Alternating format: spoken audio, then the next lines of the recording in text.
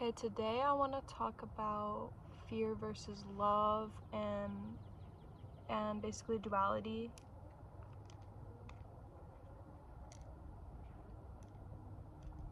So this world is comprised of opposites, right? There's good and bad, happy, sad, rain and sunshine, and love and fear. And the opposite of love is not hate, it's actually fear. And so I want to define love and fear. What is love? True love is unconditional. So that means essentially complete acceptance and embracing regardless of condition. And what is condition? Everything is a condition. So even this personhood is a condition. So this is why a lot of people say God is true love, because true love is for everything, because it's without condition. Like being a tree is a condition, being a human is a condition, like everything like that. So it's for everything. And I don't really know if it's possible for a human to like truly love everything, but maybe. And love doesn't mean necessarily like the feelings of infatuation and obsession that we kind of associate with love. It's just acceptance and allowance of what is to be itself, basically. And then the opposite is fear, and fear is rejection and lack.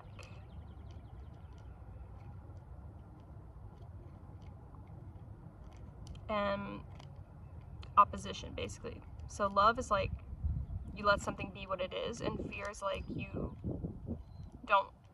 can't let something be what it is, or you don't want something to be what it is.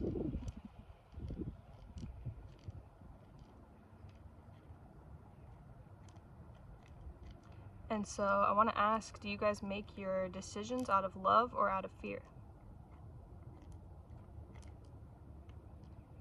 When you're deciding what to do with your life, or even with your day when you wake up in the morning, are you making that decision out of a feeling of obligation or a fear of lack of something if you don't? Or are you making that decision out of acceptance of who you are and what you do?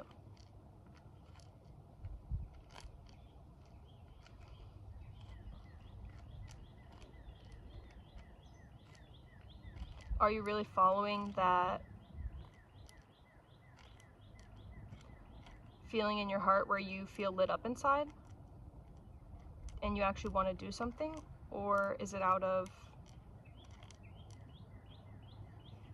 a sense of wanting to control outcomes for fear of what will happen if you don't? I just want to ask.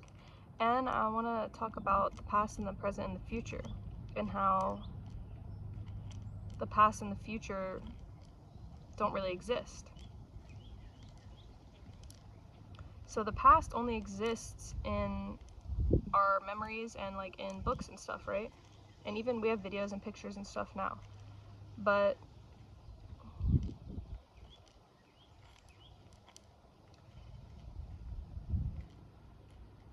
those aren't true representations of the past. Those are just snapshots, and they only exist now. And if you think about it, all your memories that you have, it's not necessarily accurate to what happened, or even what we recorded isn't necessarily accurate to what happened. It's kind of just our bias of it, our brain's bias of it.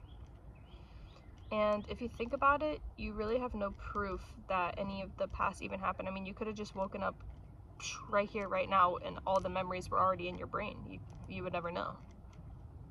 Just saying. And the future also doesn't exist. Like I mean, that one's pretty easy to accept. I feel like you'll never be there, right? You'll only ever be here and now. And we think of time as something linear because that's just like our human concept of it and what we've been taught, but that's not really the truth of what time is. Time is actually the fourth dimension, which is essentially the fabric of space. And each point in time is essentially just a four-dimensional coordinate in that fourth dimension, which we can't observe because we're three-dimensional. And so basically what I'm trying to say is that everything that ever has happened and everything that ever will happen is all already existing right now at the same time, just in a different four-dimensional place from each other. So it's really not in a past or in a future, it's just in a different place. Isn't that cool? That's like, I think it kind of has to do with Einstein's theory of relativity, how they figured that out.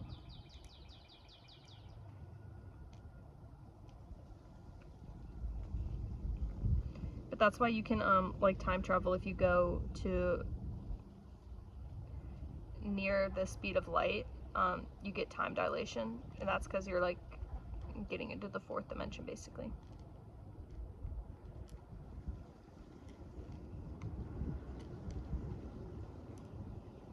I don't know, I just think that's kind of cool, and I think it can help you like kind of relieve some worry from you, because I think the majority of the decisions we make out of fear based on what has we don't want what has happened in the past to repeat in the future, or basically just out of worry for our future. But it's kind of already there right now, and I think basically each moment there's infinite different points that led to this moment and infinite different points that lead away from this moment, and you are in all of them basically. You're in every past and every future, but somehow for some reason you like feel like you're you right here, right in this right now, but the you that's in the past, the other past and the other futures, and that's actually all right now, also feels like they're them right now. You know what I mean? And every other person and every other life and every other thing also feels like that.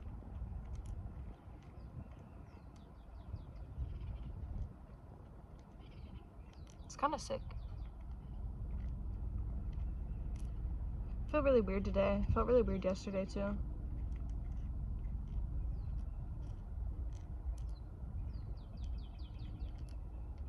I didn't sleep so much, and I haven't been eating so much.